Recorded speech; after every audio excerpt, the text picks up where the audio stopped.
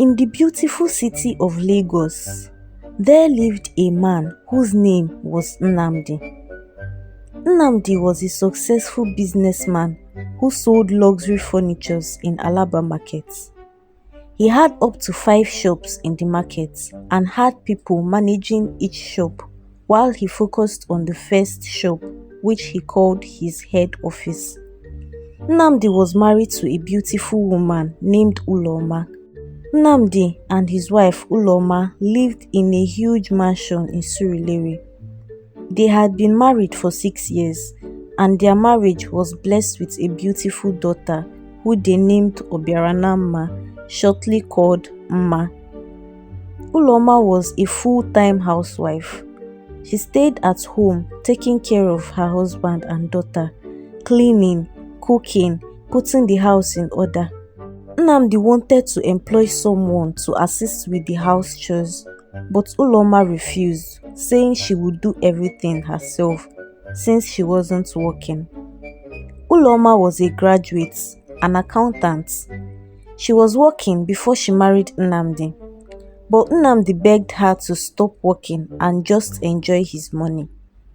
As a matter of fact, he placed her on a monthly allowance of 1.5 million naira and still paid all her bills and provided everything she needed. Uloma did a great job in raising her daughter. She brought Mma up very well, teaching her good morals, manners, respect, kindness. In fact, she taught her to be the best version of herself. Mma was just 5 years old. She was so humble and well behaved. You would not believe she was from a very wealthy family. In school, she would greet her teachers respectfully, listen attentively to teachers, talk to her classmates calmly, and was always helpful to everyone around her. At home, she would help with chores. She was very obedient. Because Mma spent most of her time with her mother, they developed a strong bond and Mma couldn't go a day without hugging her mother. Nnamdi came back one evening to the good news that his wife Uloma was pregnant. Prior to that day, Uloma had been feeling sick, tired, loss of appetite, nausea. Nnamdi told her to go to the hospital for checkup, but she refused, saying it was just stress. But that day, she went to buy pregnancy test strips from a nearby pharmacy. When she got home, she went straight to the bathroom and did the test, and the test results showed that she was pregnant. She was happy and couldn't wait to break the news to her husband and daughter. She prepared a delicious meal, ofe onugbu, with freshly pounded akpu, which was Nnamdi's favorite. She set the dining and sat patiently while talking with Mma about how school was. When Nnamdi came back, she told him the good news and he was so happy. Mma was also happy that she would be getting a younger sibling. She kept jumping and shouting, "Mommy, I will play with my brother and I will teach him his homework." Her mother asked why she thought the baby was a boy, and she said, "I know he's a boy. I saw him in my dream and we were playing together." Her parents laughed sarcastically and waved it off as a child's innocent talk. Some weeks later, Uloma started attending antenatal. Nnamdi would drive her to the hospital on every visit and even go with her to see the doctor. After some months, Uloma had an anomaly scan and it was revealed that they were expecting a baby boy. When they broke the news to Mma, she said happily, "But I know already, my baby is a boy and I will call him Chigozie." Nnamdi and Uloma looked at each other and smiled. As Uloma's stomach grew bigger, she became weaker. She was always tired, always sick. She couldn't eat anything that was prepared by her, and this made her ask her sister, Mesoma, to come and help her in her home. When she told her husband about her decision, he was very happy that Uloma was finally agreeing to get help. Uloma called Misoma and told her that she and her husband would want her to come and help them around the house. Misoma had graduated from the university a week ago and she was even planning to go and visit her sister. So when Uloma invited her, she agreed without hesitation. She loved her sister and her little niece, and the least she could do for them was to assist when they needed her help. She packed up a few of her belongings and went straight to her sister's house in Surulere. When she got there, she hugged her sister tightly. She even forgot she had a baby bump. She was so happy and excited to see Uloma for the first time in the past 2 years. Misoma and Uloma gisted all day until it was time for Mma to come back from school. When Mma saw her auntie, she jumped on her in excitement, shouting, "Auntie Misoma! Auntie Misoma!" Misoma lifted her up, spinning her around. Mma started telling her auntie everything that happened in school. "Auntie, my teacher taught me how to draw a flower today. Auntie, my classmate fell from the swing because he was playing rough. I don't play rough. I just sit in my class during break so that I won't get injured. Auntie, I finished my food today. Auntie, my mommy cooked noodles for me. Auntie, I washed the plate yesterday after dinner." Miss Soma kept saying, "Really? Good girl, that's my girl," while Mma went on and on. She took Mma to her room, helped her change and helped her with her homework. When they were done, they went to the kitchen to prepare dinner. While Miss Soma cooked, Mma helped with her mouth. She told her how her dad was happy about her baby brother, how her mother always prepared delicious meal for her, how she would play with her little brother when he was born. She talked and talked until she was tired of talking. After dinner that night, Nnamdi and Uloma thanked Miss Soma for agreeing to come and help them. She told them not to thank her, that she was just doing what she could do for her sister. They talked about Miss Soma's school days and other random talk before they retired to their rooms. Uloma's pregnancy progressed and her expected delivery date was now few days ahead. Miss Soma was really being helpful. She cooked, cleaned, ran errands, took care of Mma, even massaged Uloma's legs and rubbed her back whenever she felt pain. One evening, Miss Soma was in the kitchen preparing dinner while Mma was in her room upstairs taking a siesta. Uloma, on the other hand, was sitting in the parlor watching her favorite TV program when she started feeling a kind of way she couldn't understand. She called out to her sister, "Miss Soma, please come oh, I don't understand how I'm feeling." Miss Soma rushed out of the kitchen to where Uloma was and asked, What is wrong? Is it the baby? Should we go to the hospital?" she asked. Uloma agreed and quickly called her husband to inform him that she was about going to the hospital. Nnamdi quickly rounded up what he was doing and headed straight to the hospital. Miss Soma quickly packed up a few necessary items for the baby and for her sister too. She woke Uma up and they all headed to the hospital. When they got to the hospital, Uloma was examined and the doctor told her that she was in early stage of labor. She was advised to do a little exercise to facilitate the progression of labor. Nnamdi soon arrived at the hospital and went to see his wife. He held her hands and said a short prayer with her, praying for safe delivery. When it was night, Miss Soma took Uma home while Nnamdi stayed with his wife in the hospital. When they got home, Miss Soma gave Uma food to eat, after which she bathed her and put her to sleep. Before Uma slept, she said something that shocked Miss Soma. "Auntie, what if my mommy dies tomorrow?" Miss Soma felt a strange cold in her body. "Ma, don't say that. Nothing will happen to mommy. She will come home with your baby brother, okay?" she said, trying to be positive. Ma looked at her and said, "I'm not sure about that." Then she laid down and started sleeping. Miss Soma called Nnamdi and asked him how Uloma was doing, and he told her that she was doing well. She thought of telling him what Uma said, but she decided not to, telling herself that it was just a child's sleepy talk. The next morning, Mesoma woke up early, prepared food for her sister and brother-in-law and for Mma. She quickly prepared Mma for school, and soon the school bus came to pick her. After Mma left for school, Mesoma packed some food and went to the hospital. When she got there, she saw Nnamdi rubbing Uloma's back while praying loudly. Uloma, her sister, was screaming in pain. It was now 14 hours and Uloma was still in early labor.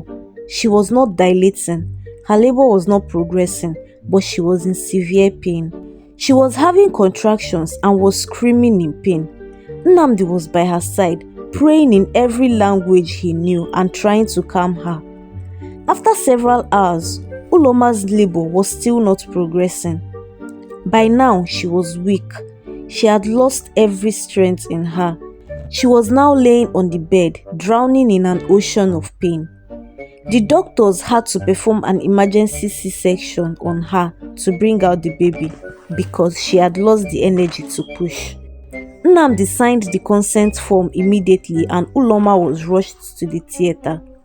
The baby was successfully delivered, but Uloma was not in a good condition. She was very weak. She had blood pressure spikes due to severe labor pain. She had lost a lot of blood during the surgery. The doctors did all they could to reduce her blood pressure and stabilize her, but it kept going higher and higher. Unfortunately, Uloma had a myocardial infarction and this led to her death. When Nnamdi heard the news of his wife's death, he was so heartbroken. He rolled on the hospital floor, crying like a baby. He was shattered beyond words. One of the doctors called Nnamdi to his office and said some words of encouragement to him. "Mr. Nnamdi, you have to put yourself together. Be strong. It's very heartbreaking to lose your wife to childbirth, but you have to be strong for your children, especially for your daughter," he said. Nnamdi nodded and left the office. He went to where his newborn son was laying, carried him up, and amidst his tears, he said, "My wife gave up her life for you. I will give my all to train you in the way she would have. Your name is Chigozie," he said, wiping his face. He called Mesoma and told her that Uloma had given birth. Mesoma was happy, but scared. Nnamdi didn't sound happy over the phone, and this made her mind rush back to what Mma said the previous night. Immediately she dropped the call, she heard a knock on the door. She went to get the door and it was Mma.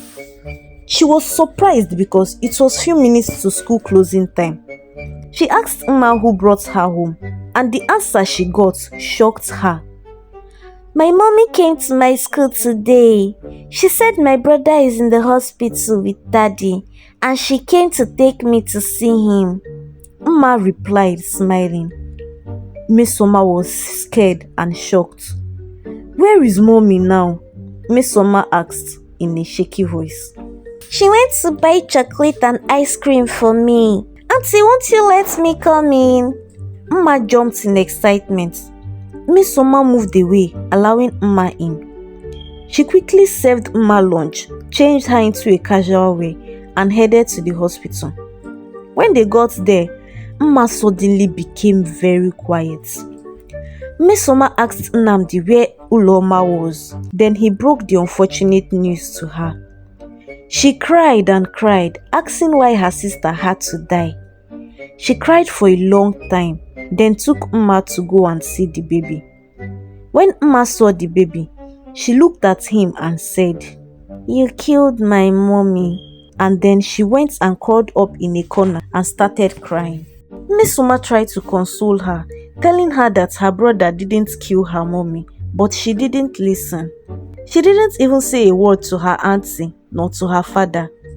That evening, Nnamdi settled all the hospital bills and Uloma's body was put in the mortuary. The next day, Nnamdi called all the family members and relatives and told them the sad news. Soon, they started making preparations for the burial, and after some weeks, Uloma was laid to rest in a grand burial. Miss Soma stayed in Nnamdi's house, taking care of the newborn and Mma. From that day at the hospital, Mma became unusually quiet. She wouldn't talk to anyone, not her auntie and not even her father. Miss Soma was very worried because this was not the usual Mma. She told Nnamdi, who confirmed that he noticed the changes too. They thought it was the effect of her mother's death on her because of the closeness she had with her mother. Miss Soma continued to care for her nibblings like they were her children. She would wake up at midnight when Chigozie cried, feed him and rock him back to sleep. She prepared meals for the family and kept the house clean like her sister would do.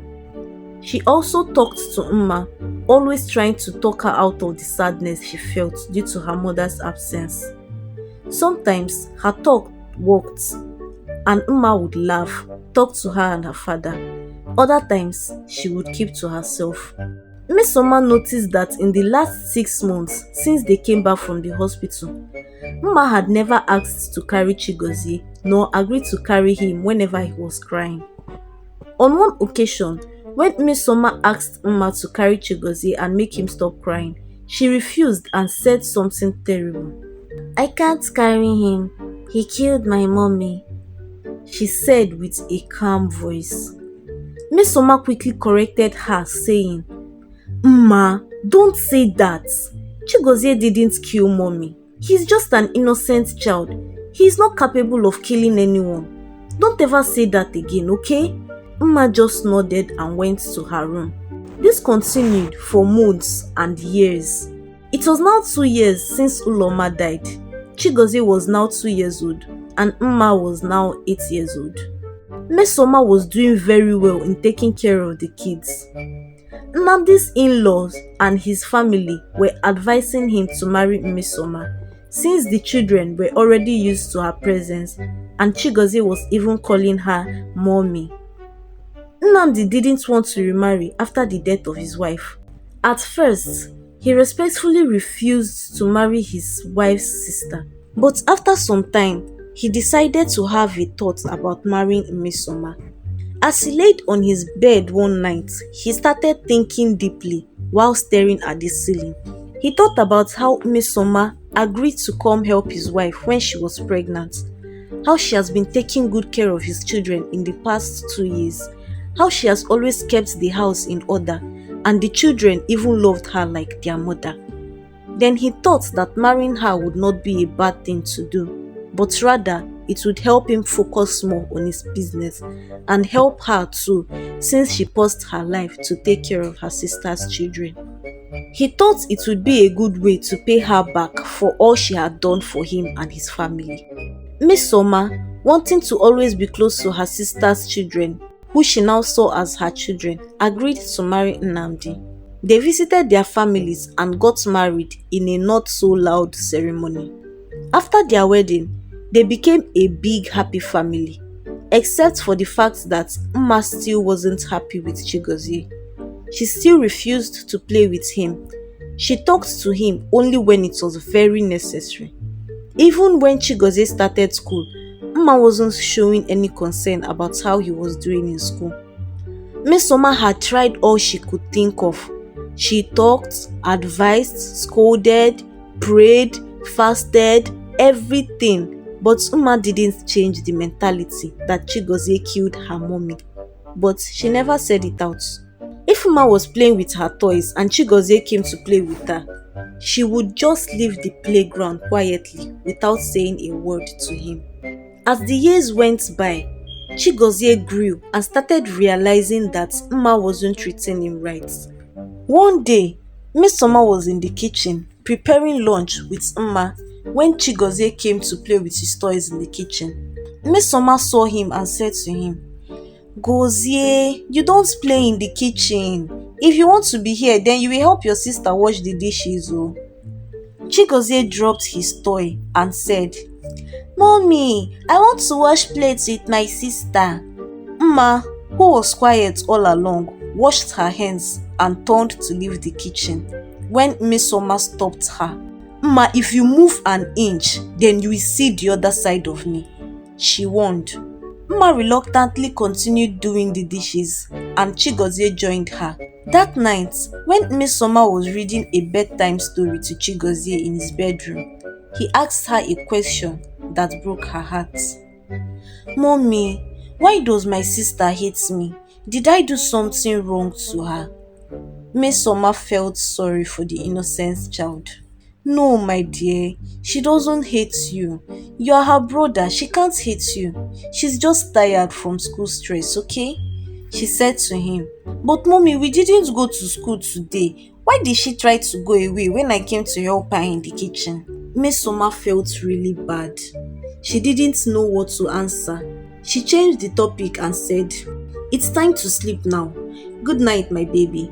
She kissed his forehead, turned off the lights, and went to check on Uma, who was fast asleep in her room. Then she retired to her own room. The next day, she told Nnamdi what had happened and told him to talk to Uma. Maybe she would listen to him this time. Nnamdi called Uma to his room that evening to have a word with her. He cleared his throat and started. "Obiara Uma, you know you are my daughter, and Chigozie is my son. Your late mother gave birth to both of you. It is quite unfortunate that she lost her life after birthing your brother. Uma, I want you to know that Chigozie did not kill your mother. Nobody did. It is God who called her to be with him in his kingdom. Your mother wouldn't be happy if she saw the way you treat your brother. Don't harbor bad thoughts in your mind against your brother. It will not do you any good. Instead, it will even cause harm to you and to every member of our family. Please, my child, you need to stop being mean to Chigozie. Be nice to him. Take care of him as his elder sister and help him whenever he needs your help. Please, my daughter, do you understand?" Nnamdi said. Uma said yes without looking at her father. That night, Nnamdi prayed to God to soften Uma's heart towards her brother, and it actually happened, or so it seemed. Uma started talking to Chigozie without being mean. She started helping him out with homeworks and other things. She even started getting closer to him. They enjoyed each other's company and took turns in going to each other's class during break periods in school. They grew fond of each other. Even their teachers in school liked the new improvements. Their parents were so happy. They thanked God that their children were now cool with each other. They were glad that Uma finally realized that Chigozie was just an innocent child. Or so they thought.